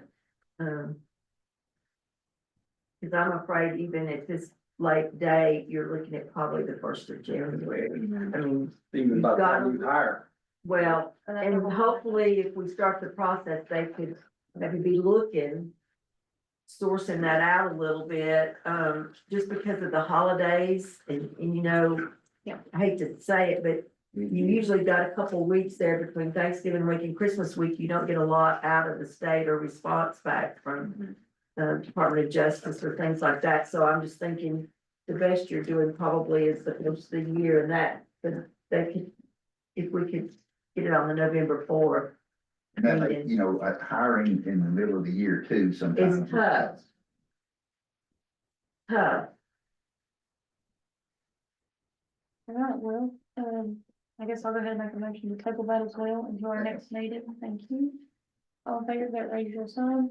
Motion carries on that.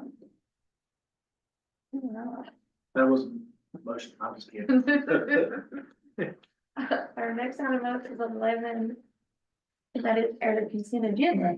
The only item underneath that is 11A, and that's our vehicle tax refund for leases for September 2024.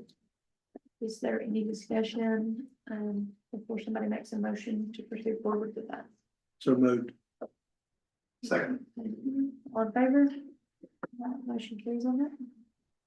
All right, Mavis, you're up. You've got your finance. I don't really have any, I did put, it was a few days late, but in your boxes, I think you did have September's numbers and nothing really looks out of line at that point, because you're not gonna see the out of line until we get to the bottom of October, but we'll talk about that at the November 4th meeting, and we will try to get a budget amendment done and, clean up some stuff in the first quarter. Thank you. All right, Alan, you're up again. All right. County manager Buddy, I'm report. telling you, it's been busy times. I'm gonna start it out by, we talked about debris removal here at the beginning, for the roads. One thing that I'm also prioritizing this week is stream debris removal. Because if our streams aren't cleaned up, you know, we are prone for another flooding event. Because there's a lot of debris in our creeks and our rivers, so that's a high priority, on the emergency side of things.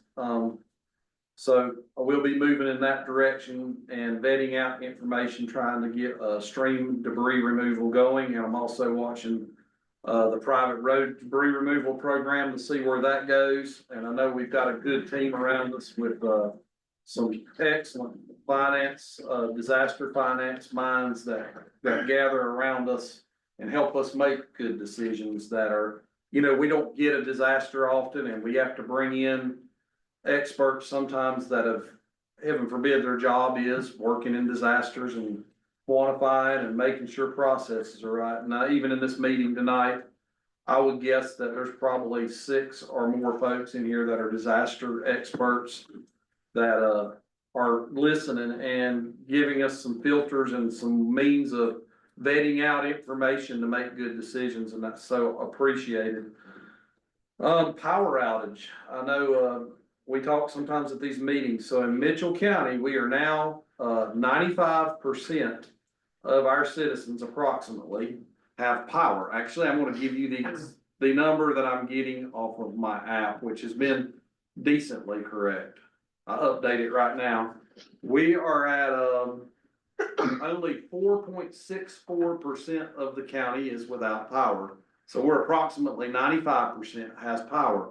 But now that 4.64% is 555 people that have been now going on 4 weeks without power. So if you're one of the 555, that 95% don't really mean much to you. Yeah, they're probably not watching live stream. Good point, Marley. Now the generator might be going and they might have Starlink Listen, up, if you they are know. watching this with their generator running and they, You know. listen, Alan, is that number like, do you know, just kind of give you some specifics here, is that the power grid, it's not been replaced with their house or their house, would it include people whose houses are damaged and they're not able to hook power back up to that specific house, but they have power in the area? So the customer's track is, it talks about 11,000 total, 11,963 power services in the county. Okay. So, that's what's tracked on this one, and this is poweroutage.us, if you wanna go on the computer, take a look at it. It'll be a map, and then you'll scale it into your county. And it talks, Duke Energy has 2 customers out right now. Rich Broad has a bigger lift, they got the 553 customers out. So that I think is going by the meters are smart meters now on the houses. So I think that's what's using the ping off that, but I might be mistaken on that, but that's what I'm understanding could be. So anyways, think about that. We were looking at 3 months, about first week of this, we were totally blacked out. We were one of the only counties that had total blackout. Our roads were out, no way to get in and out of the county, day one. No cell service, not even a text out of the county. You had, basically 2-way radios is the only way we could communicate to get to an emergency. We were, completely blacked out in our power grid. That means Mitchell County was one of the few counties at the beginning of this storm that had 0 customers with power. We started out at 100% out of power. The other counties were running, they might have run 10 or 20%, but you could look at Yancey. Yancey had a leg of power coming into the downtown. A lot of these had a leg of power coming in. We had no power. We had no sewer in either one of the towns. We had trees down on every road. So to look at this, and we're not even a month, we'll be a month Friday, and we're at 95% power. That's a big tip of the hat to the power companies, to French Broad and Duke Power.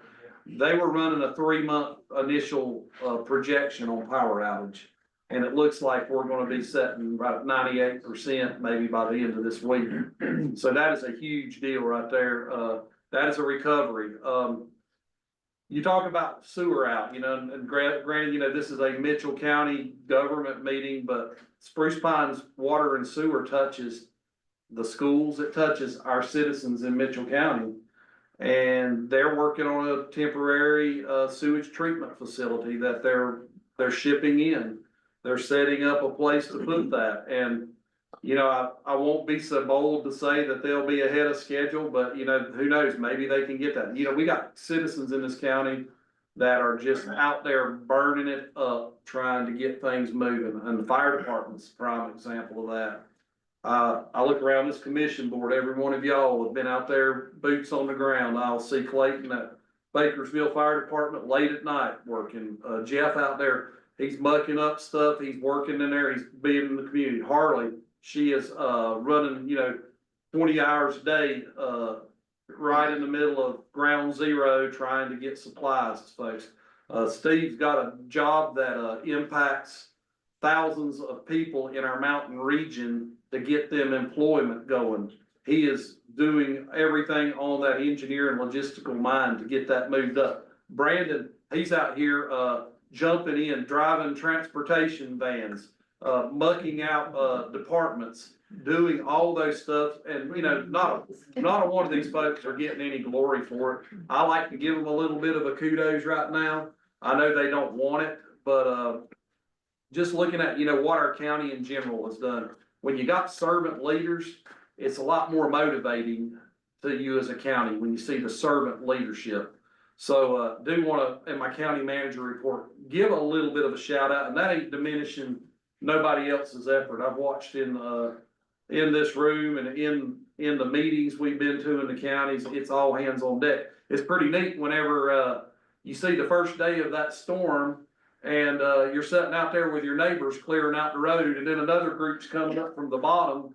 You know, that wasn't any kind of, groups that were, sent in here to do it. That was neighbors out there with chainsaws, hammer down, getting the road, getting the main roads passable. So, you know, that mountain spirit, that flag waving day, that's gonna be another thing I remind you about.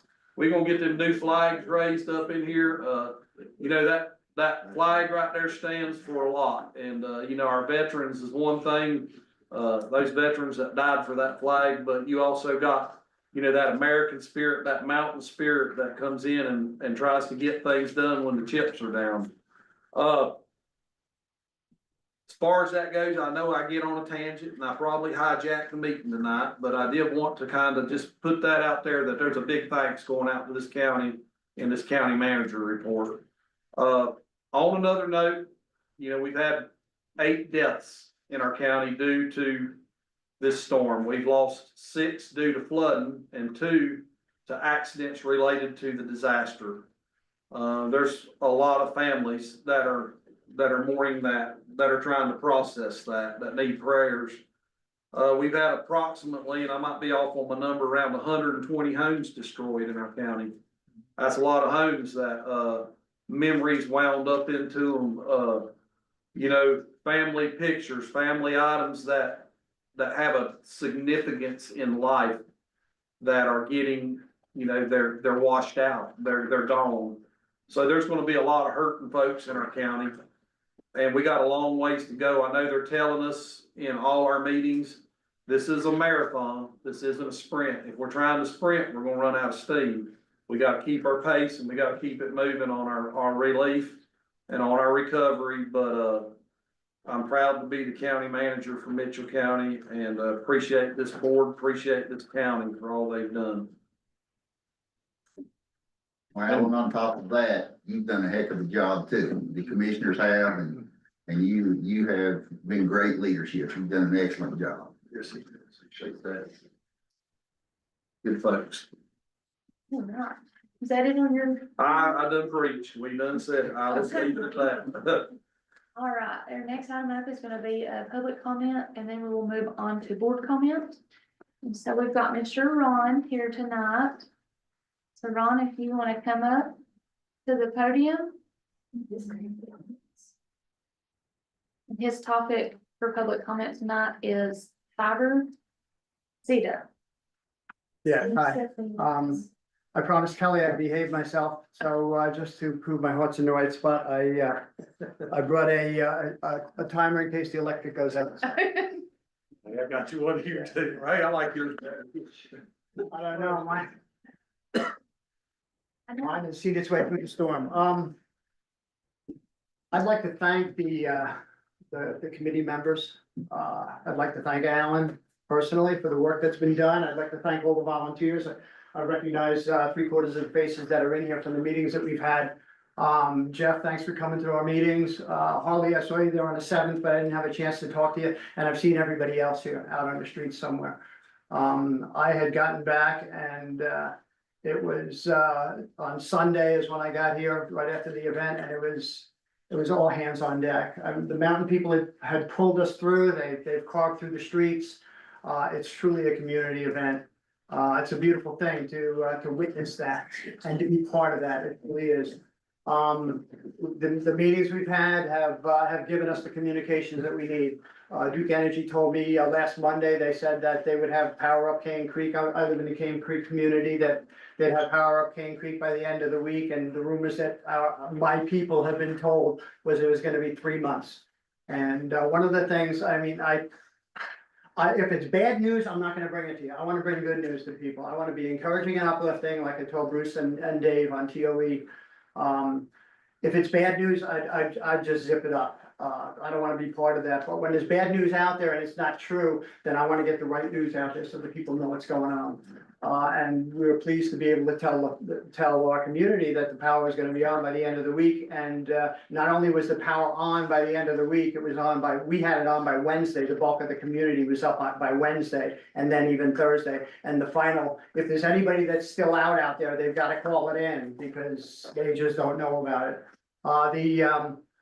It's been a true pleasure. I've been involved with disasters before through disaster recovery. By the way, I don't know if you gals have any, or if the school system has any use for CISM people, critical incident stress management, but I'm trying to get other people in. Does that mean my time is up? I'm sorry. You get 1 extra minute after you're free.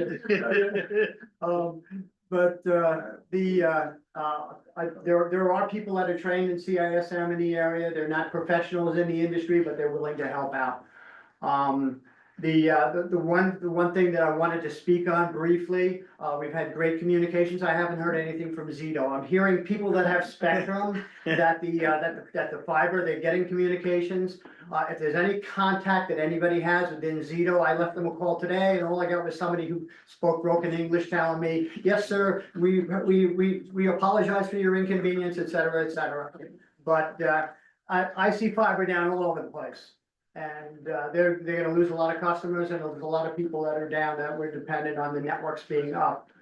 So I'd like to get some answers from Zito. If you have any contacts with them, I'm gonna stop by the office tomorrow on the way to my attorney's office. Just to see if I can knock on some doors. It's not about rattling the cage or being a squeaky wheel. It's about communications. A lot of times, if they would just let us know what's going on, I don't care if it's a month or 3 weeks or 5 weeks. That doesn't matter. What matters is that the people are in the door. You know, and the big turnaround that we've had in our community, and I think a lot of people will attest to this, is when the power came back on in our community. That was a beautiful thing. I mean, all of a sudden, lives are coming back. And like I mentioned to Alan at the meeting the other day, it's like people are crawling out of their little holes and they're peeking around and stretching their arms and legs. Because now we can return to life. Normalcy is what people are looking for now. And we're all part of that, all the people that are in this room as well. So just words of encouragement. Thank you, Ron. It's yours, Jeff. I fixed it for you, man. Thank you. Thanks for fixing it. A little bit of glue. That's all right. I'm good. All right. Your next public comment is gonna be Miss Amy, if you wanna come on up. Where'd you go? Thank you. In the emergency meeting last time, the county attorney had talked about how we needed to get a special app with a timestamp. And every FEMA person I spoke to said that's not true. So I really just wanted to get clarification on that and get it on the record, since I think it was on the video in the last meeting. So I don't know if you can maybe help with that. What was the topic? The topic was that we needed to get a special app for our phone in order to get a timestamp on all the photos that we use.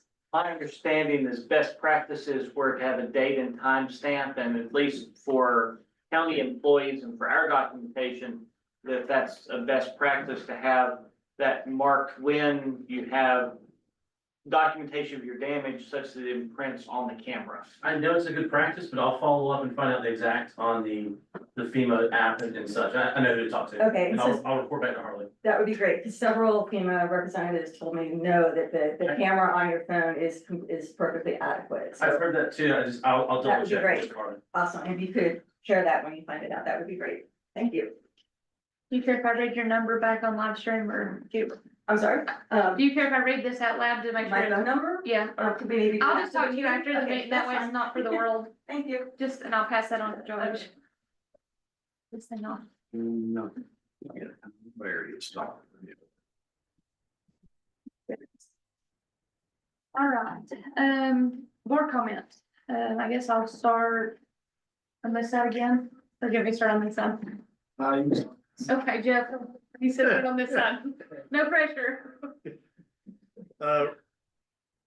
Zito's response to us, it's a French broad problem.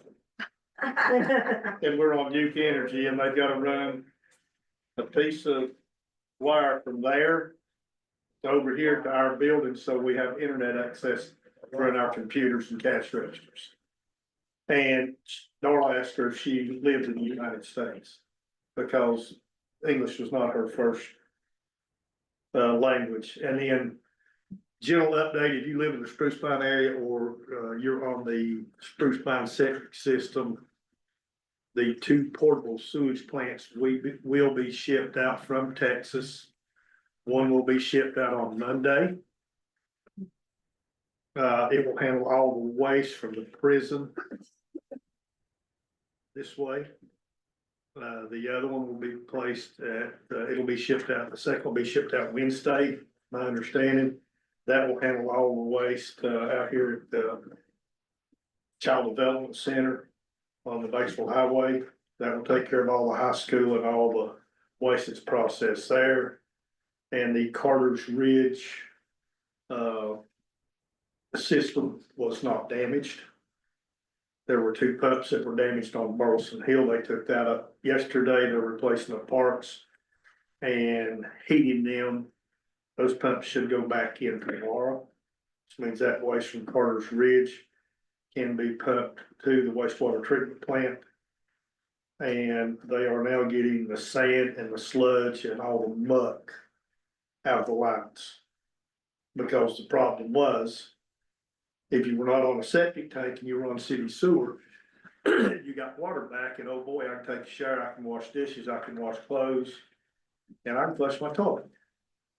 Well, if those lines are stopped up, folks, and I hope this goes to the public that they can hear this, if those lines are stopped up, then that sewage is not going out. It's coming back up the line. And at some time, you're gonna get some very nasty stuff bubbling up in your bathtub. So everybody be patient, be conservative, with your discharge, that you're putting out, especially if you're on, city sewer. So just a little bit of information, Marty. Very useful information, because I'm sure nobody wants that coming back up. Clayton, board comment? I just got a couple of things, well, it's a trying time, but just encourage everybody to continue working and continue keeping your head up and moving forward. We'll get there. The other thing is I want to speak to Mitchell Medics. I had to use their services last week for my daughter, and I'm much appreciative that they were available. I learned a lot of things. I learned that these other strike force groups that we brought in couldn't use the pediatric pump that our local hospital has, that the only ones who were capable were our Mitchell Medics. Also learned that there was only one pediatric pump in the county, which is kind of troublesome to me. That was the only one that the hospital had. And so my daughter had to be transferred to Johnson City Medical Center because Asheville didn't have a pediatric endocrinologist on full staff. So, but I'm much appreciative of Mitchell Medics, and Ansley is home doing as good as to be expected. Ranging from sugars of 70 to 400, but we're getting there. But I thank Mitchell Medics for taking care of my household. Thanks, Mike. I'm glad she's doing better. For my board comment tonight, I might be long-winded and I know nobody's surprised, so. I won't be as long-winded as Alan, but, I would really hope that anybody in this room or watching the live stream would go to Mitchell County Facebook to get factual information and our website. Because there's a lot of useful stuff on there. Our PIO team and county staff have been really good about getting information up there, whether it be in regards to small business, agriculture relief grants, disaster unemployment, public Wi-Fi spots, recycling centers, which I probably want an update on that. Did they get advertised fixed? Going and Hallelujah. tomorrow. Recycling starts tomorrow. So, Thursday. I'm sorry, I thought it was Wednesday, Thursday, and disappointment. sorry. How about thanks, baby? I know that's been a big, topic of conversation, but be aware of scammers.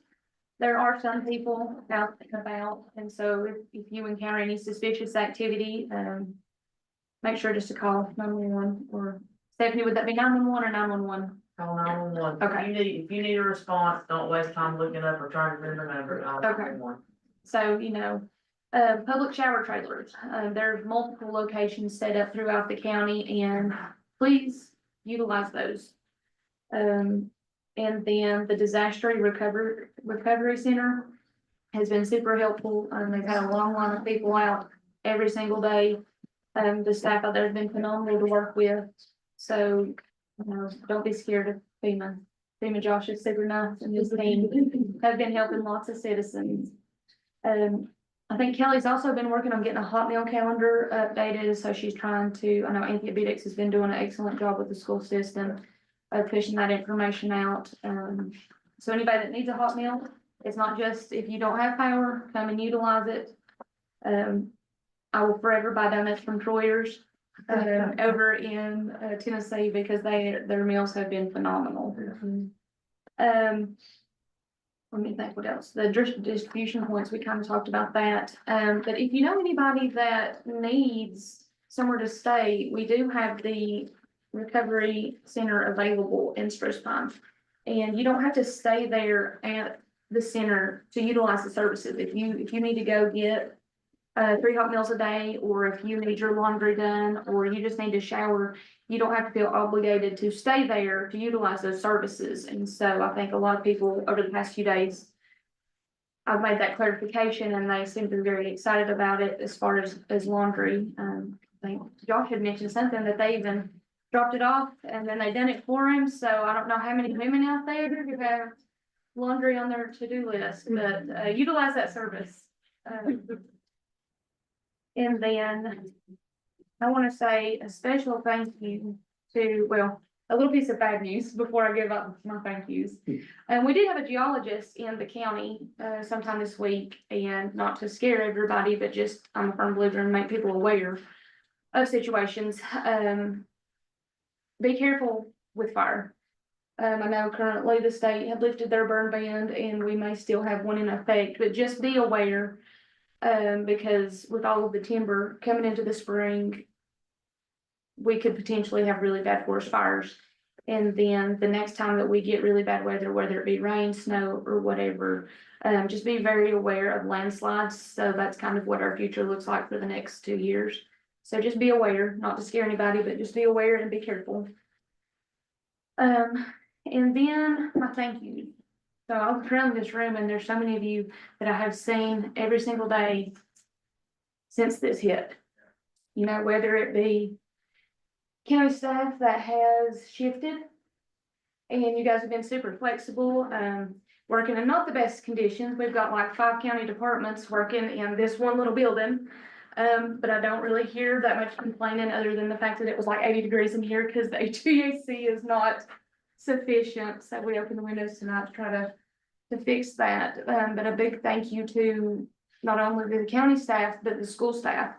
I've seen so many teachers volunteer. I wouldn't even attempt to try and name every one of them. But everybody, it's been really nice just to see everybody come together. In that perspective, a special thank you to our North Carolina Association of County Commissioners and our High Country Council of Government. They have been super active in everything that we need for the county, whether it be Starlinks to get county services back up for our citizens, whether it's just a call to say, hey, you guys are doing a good job. What do your citizens need? Just having those relationships, I've been very grateful for that.